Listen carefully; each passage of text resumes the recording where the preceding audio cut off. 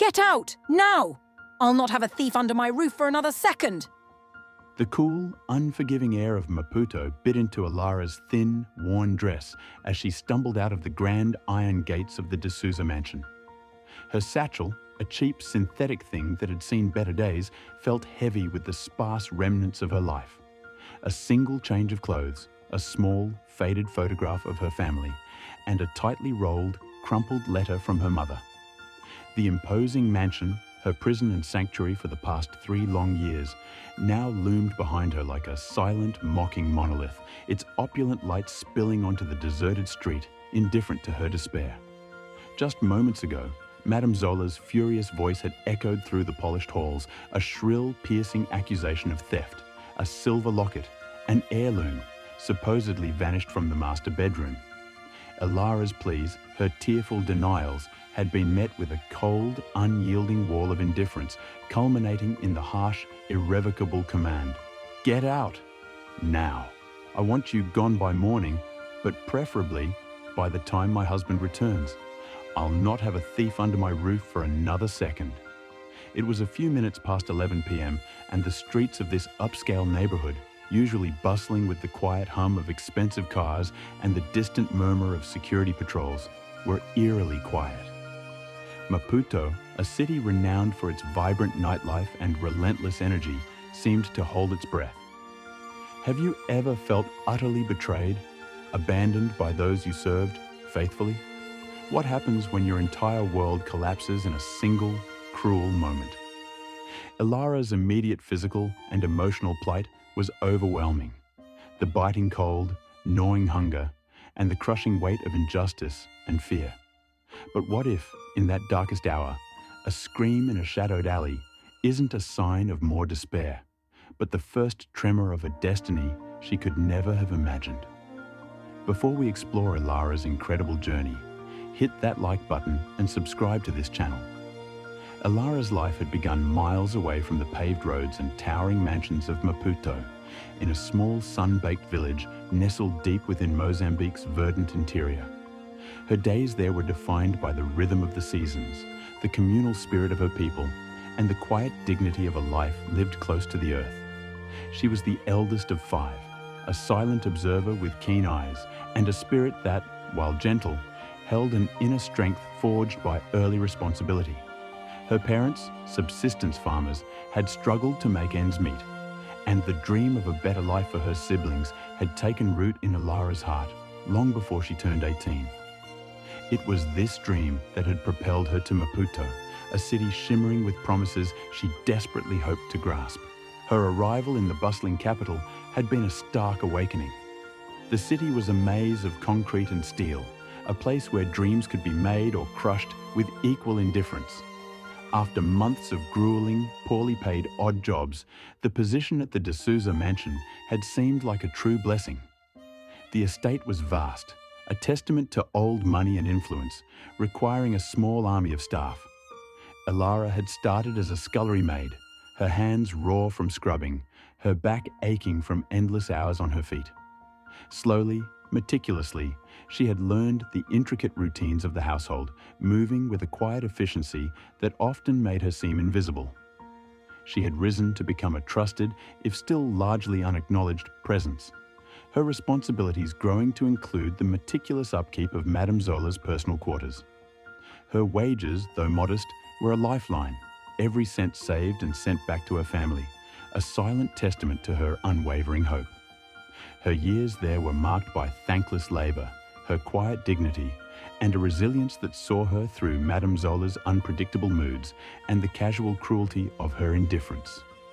Lately, however, a shift had occurred. Madame Zola, a woman of brittle nerves and possessive tendencies, had become increasingly agitated.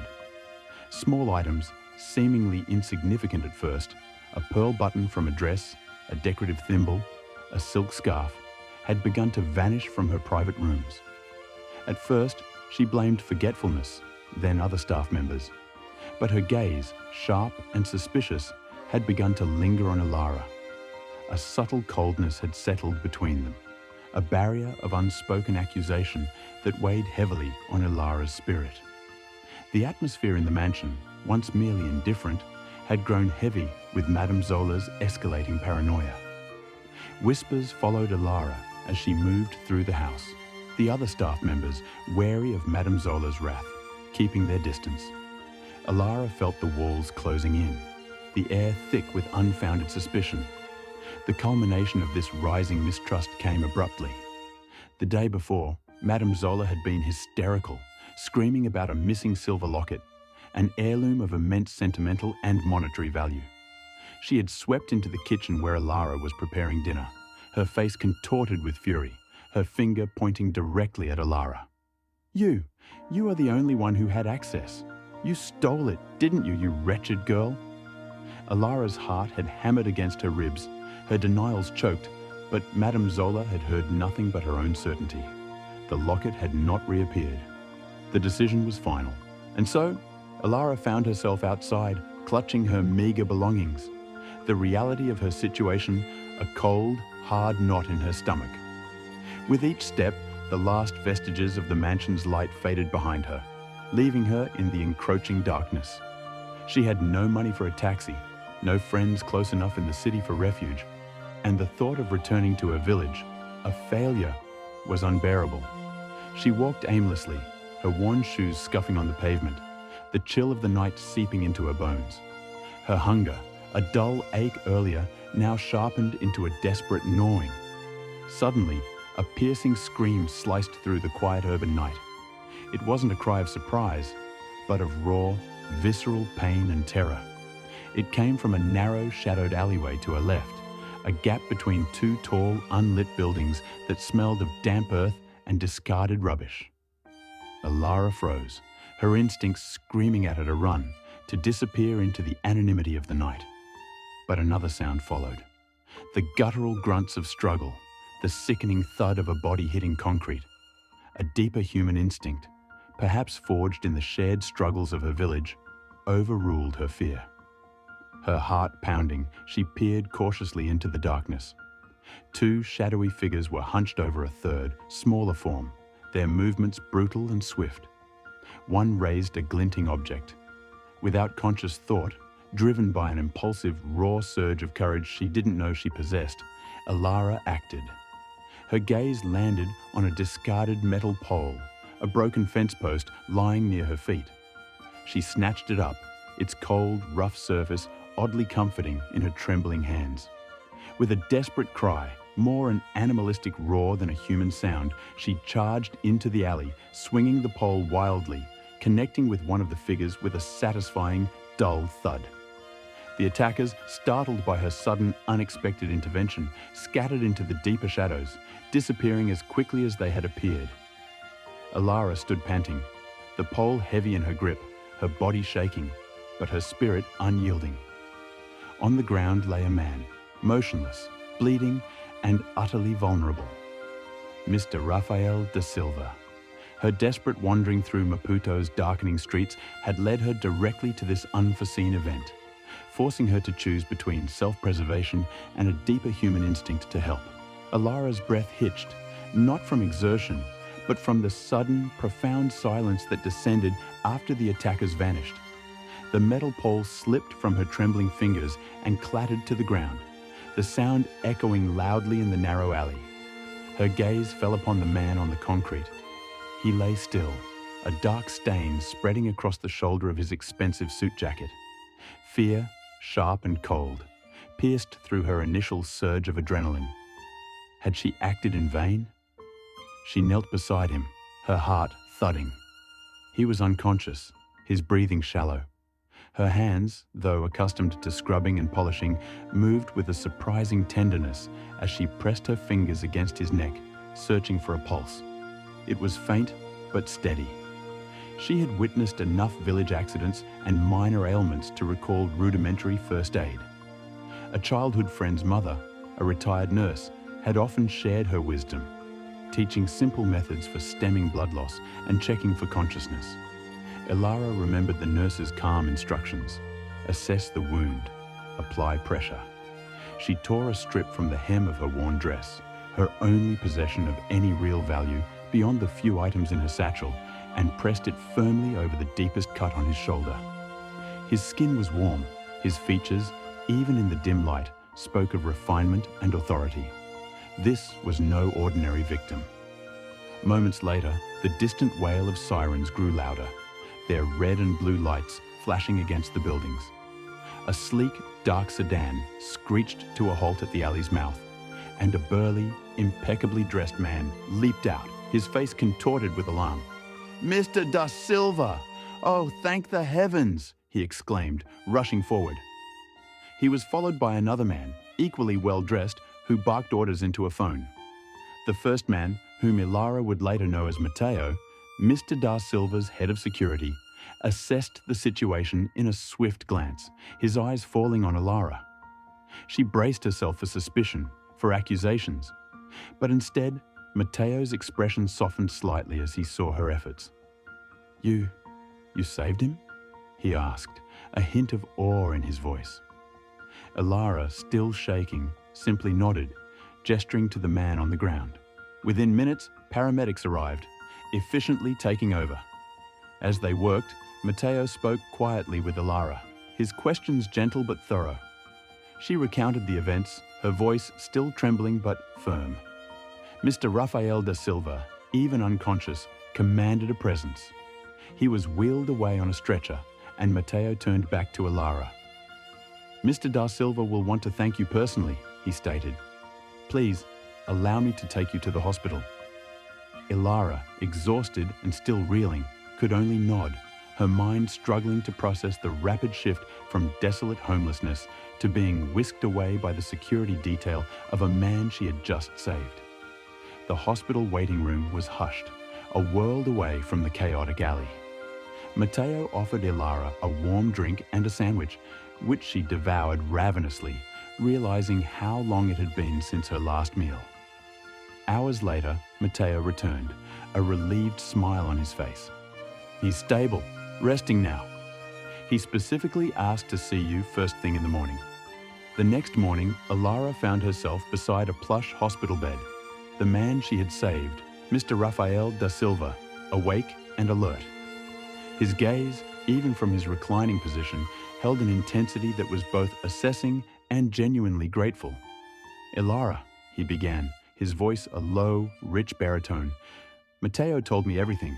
You saved my life. I was foolish to take that shortcut alone. How can I ever repay you?" Ilara, suddenly shy under his direct stare, recounted her story, her voice quiet but unflinching as she spoke of the D'Souza's, the false accusation, and her desperate night on the streets. She didn't seek pity, merely stated the facts of her unjust dismissal. Mr. Da Silva listened, his expression unreadable, not once interrupting, his eyes holding a curious blend of empathy and something else she couldn't quite decipher. There was no judgment, only a deep, thoughtful silence as she spoke. When she finished, he simply nodded. "Then it's settled. You will come to my home, not as a maid, but as a guest for now. We will figure things out. Your courage deserves far more than a single night's shelter." The car ride to his mansion was a blur of opulence. They traversed roads she had only dreamed of, passing estates that dwarfed the D'Souza residence. And then they arrived. Mr. Da Silva's home was not just a house, it was a sprawling architectural marvel, nestled amidst lush, manicured gardens. Gleaming marble floors stretched endlessly, reflecting the light from crystal chandeliers. Walls adorned with priceless artworks stood guard over antique furniture. Ilara's initial awe was profound, almost overwhelming. She felt like an alien in a land of giants, a tiny bird suddenly placed in a gilded cage. Every surface gleamed, every corner breathed wealth. Her own worn clothes felt like a stark contrast to the luxurious fabrics around her. Mr. Da Silva, however, seemed oblivious to her discomfort. He moved with an easy grace through the grand halls, introducing her to his small, discreet staff, all of whom treated him with a reverence that bordered on awe. He assigned her a suite of rooms that were larger and more comfortable than any home she had ever known, complete with a private bathroom, plush carpets, and a view of a sparkling infinity pool.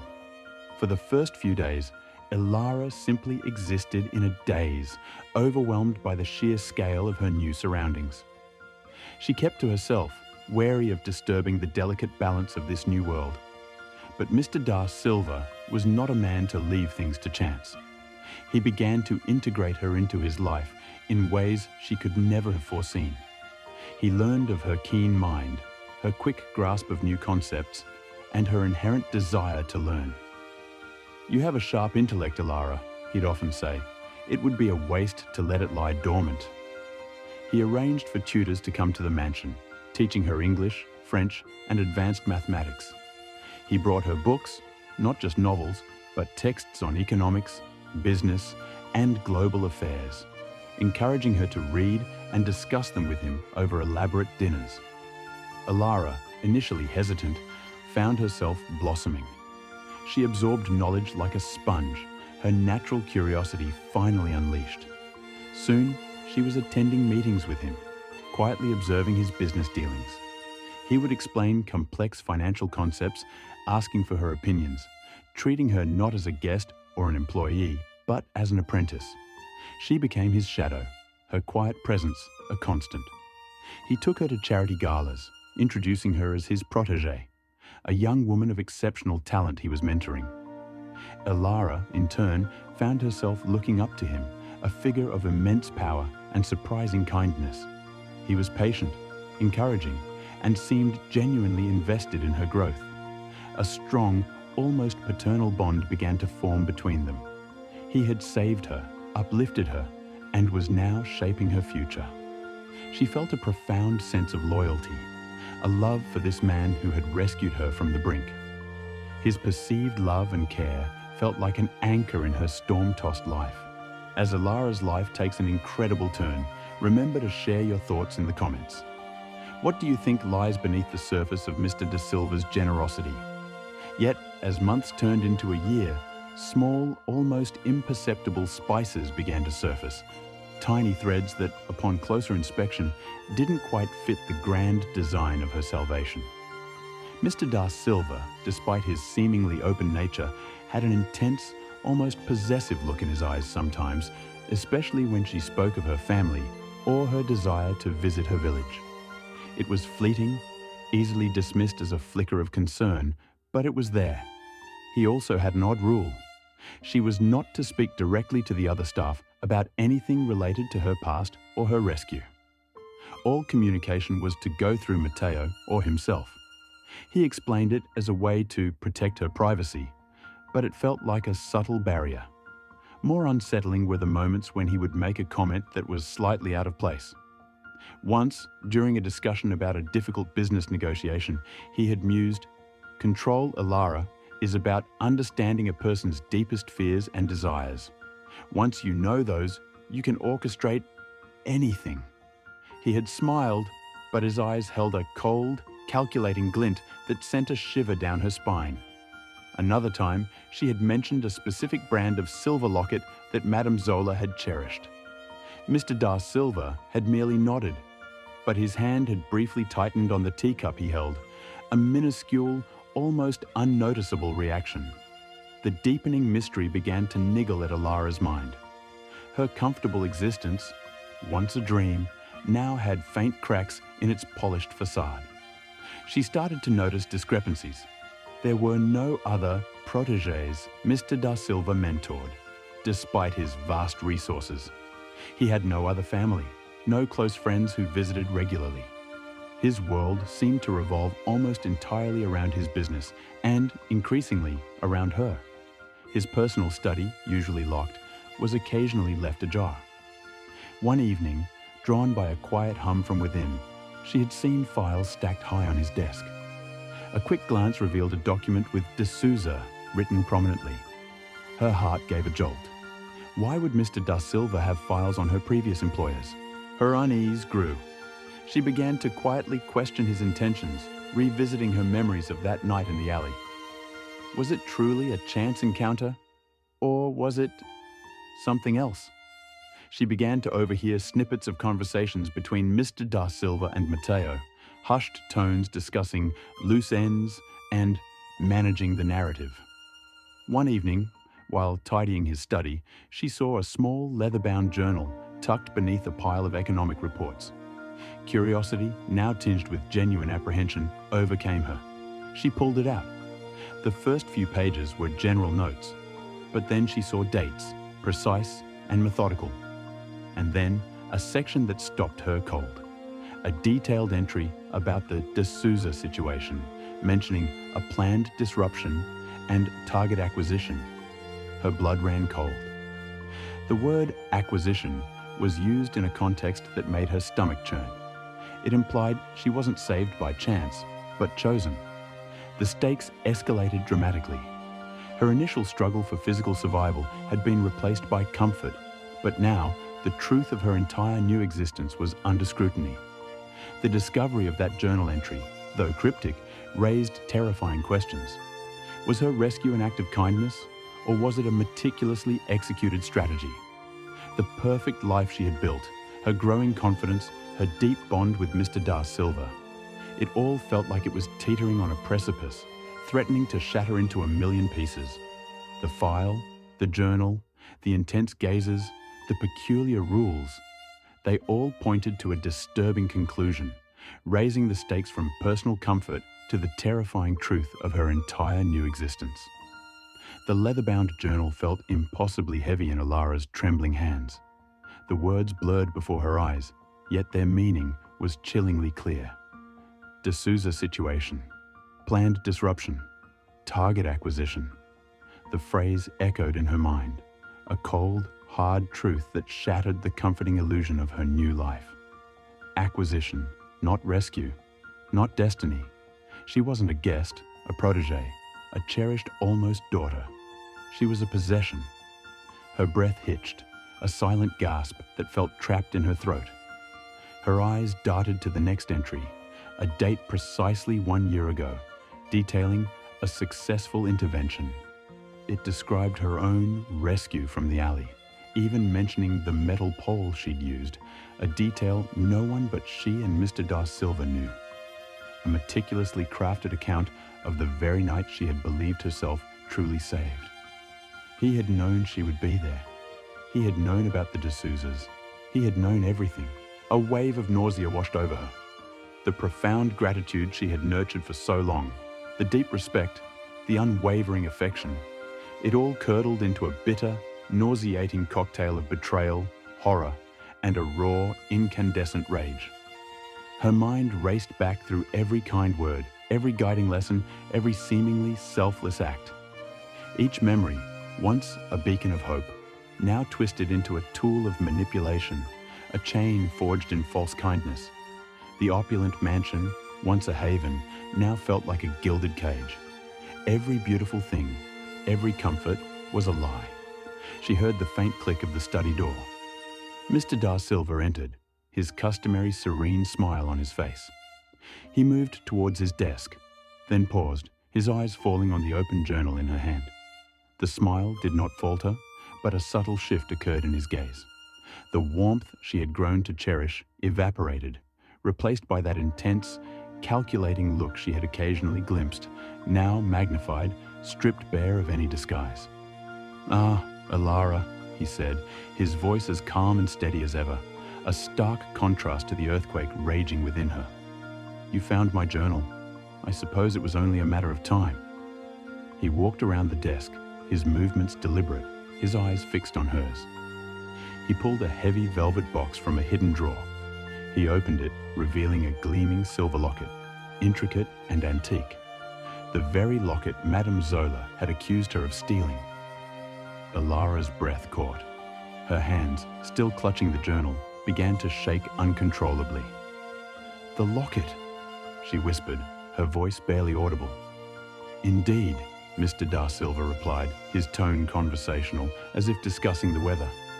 "A small detail, easy enough to arrange for it to disappear and then reappear after you were suitably motivated.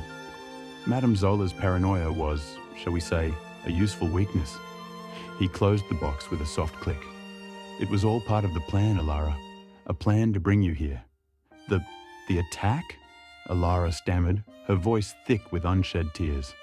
"That night, the alley, He chuckled softly, a sound devoid of mirth.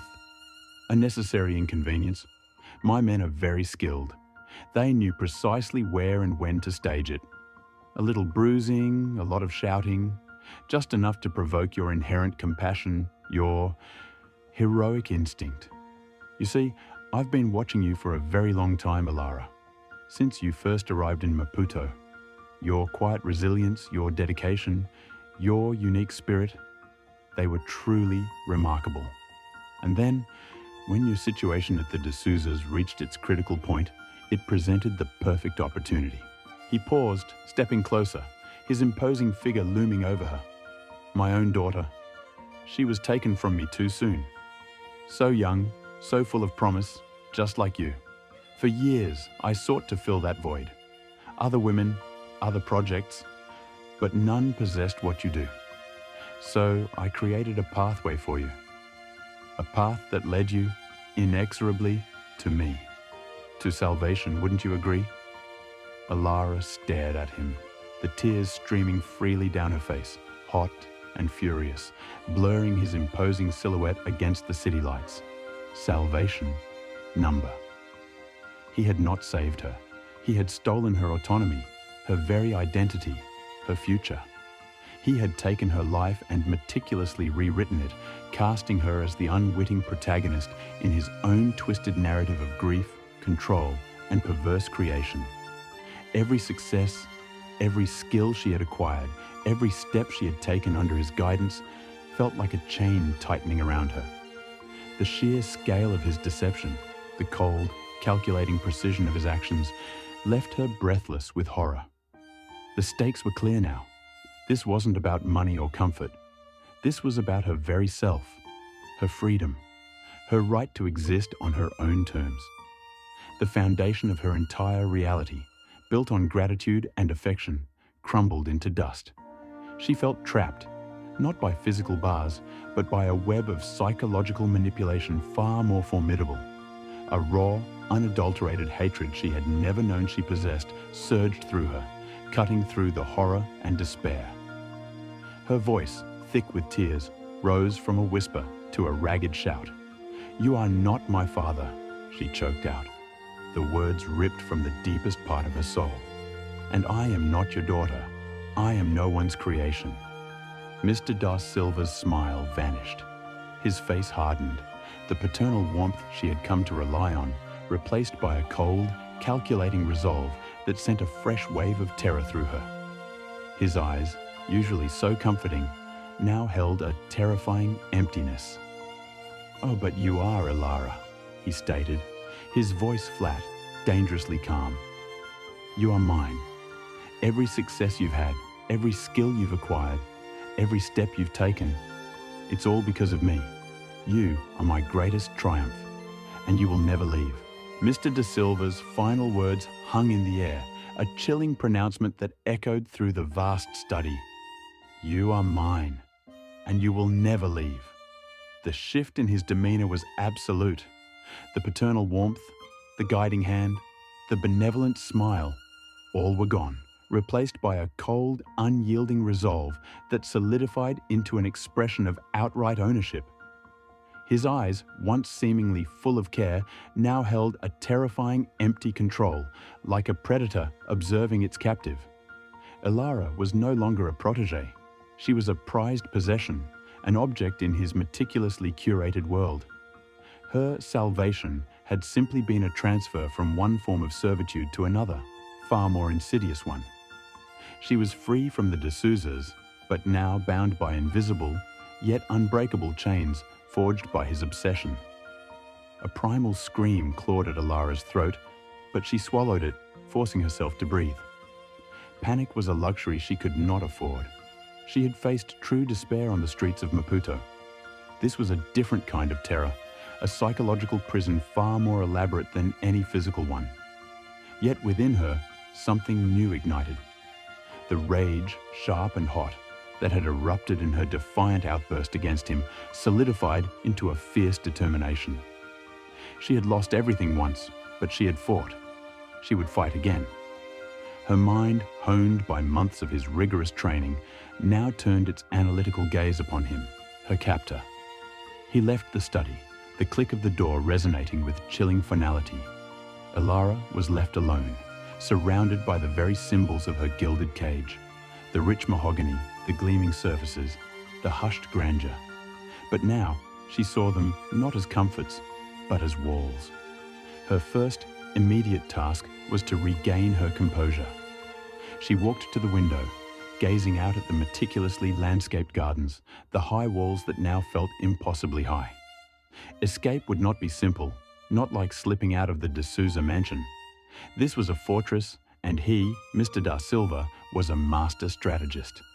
Ilara began to devise her strategy, relying on the quiet observation and keen intelligence that had always been her strengths, much like Dupe in the viral story had used her quiet presence to see truths others missed. She had learned Mr. Da Silva's routines, his habits, the subtle signals between him and Matteo. She knew the layout of the mansion better than any other staff member, having been given free rein to learn and explore. She realized that her perceived freedom within the mansion had been, in fact, his way of gathering more data on her, of ensuring her complacency. But now, that same freedom would be her weapon. Her plan began with discreet information gathering. The journal was her key piece of evidence. She hid it carefully, securing it where it would not be found. Next, she focused on external communications. Mr. Da Silva had always handled her calls to her family, often relaying messages, creating a dependency. Now, she needed a way to reach them herself, or perhaps someone else. She started subtly testing the limits of her electronic access, looking for an unmonitored line, a forgotten password, a vulnerability in the mansion's sophisticated security network. She had observed his financial dealings, learned about his contacts, his vulnerabilities, and his vast network. Somewhere in that intricate web, there had to be a loose thread, a way out. She began to look for allies, or at least unwitting tools. The staff. They were loyal to Mr. Da Silva, but perhaps not blindly so. She needed to observe them, identify any who might hold quiet resentment, any who seemed less fervent in their devotion. She thought of Maria, the kind cook who sometimes brought her special treats, or the young gardener who often hummed folk songs from her own region. These were small hopes, but in her current situation, even the smallest possibility was a lifeline. She didn't dare confide in anyone yet. A misstep would mean harsher confinement. Internally, Ilara grappled with the immense psychological impact of the betrayal. The man she had admired, who had lifted her from destitution, was a monster. The security she had felt, the warmth of belonging, it was all a cruel illusion. She felt a profound sense of foolishness, of having been utterly duped. There were moments of despair, where the weight of her predicament threatened to crush her spirit. But then, the image of her family, their faces hopeful in the faded photograph, would flash in her mind. Her core strength, forged in the hardships of her village and the injustice at the D'Souzas, began to resurface. She was not a victim. She was a survivor. This was not the end of her story. It was the turning point. She would reclaim her life, her identity, and her future. The battle was not for comfort, but for absolute freedom. Ilara's meticulous planning bore fruit. Weeks of quiet observation, of studying the mansion's security schematics he had inadvertently left accessible on his tablet, and of listening to the staff's grievances, finally culminated in her move. She didn't seek violence or confrontation. Instead, she leveraged his own sophisticated systems against him. Discovering a backup server for his private communications, Ilara, using the advanced IT skills he had insisted she learn, managed to extract a trove of incriminating evidence. The detailed logs of her acquisition, financial transactions related to the D'Souzas, and chilling personal notes on his other past projects came to light. It was all there, a digital testament to his calculated cruelty. She bypassed Matteo's usual checks, a tiny window of opportunity she had patiently awaited, and discreetly sent the compiled data to a reputable investigative journalism outfit whose work Mr. Da Silva himself had once praised as uncompromising. She included an anonymous tip to local authorities detailing the precise location of the silver locket within his hidden vault. A final, undeniable proof of her innocence and his elaborate deception. By the time the authorities arrived, armed with warrants and the journalists with their cameras, Ilara was already gone, slipping away in the pre-dawn hours, not through a dramatic escape, but through a calmly executed exit, using a route she had studied for months. She left behind only a single, folded note on her now empty bed. I am no one's creation. Ilara never returned to her village, not immediately. Instead, she started a new life, a truly independent one. The skills she had gained under Mr. Da Silva's twisted mentorship, the languages, the organizational prowess, the understanding of complex systems, became her tools. She found work with a local NGO focused on women's empowerment, using her abilities to help others caught in cycles of control and exploitation. Her days were no longer spent managing a billionaire's estate, but managing projects that gave voiceless women a path to self-sufficiency. Her income was modest, but it was entirely her own, earned with dignity. Her new home was a simple, clean apartment, free of gilded cages, yet imbued with a profound sense of peace and true liberty. She continued to support her family, but now the aid came directly from her, a testament to her strength, not his twisted generosity. Ilara's story is a powerful reminder that true liberation isn't about escaping poverty. It's about owning your narrative and fighting for your freedom, even when the chains are gilded. Sometimes, the most dangerous prisons are the ones built from false promises and stolen dreams. What do you think is the most important lesson from Ilara's journey? Share your insights in the comments below. If Ilara's resilience inspired you, please like this video, subscribe to Grandora Stories for more narratives of triumph, and share this powerful tale to spread our message of truth and empowerment.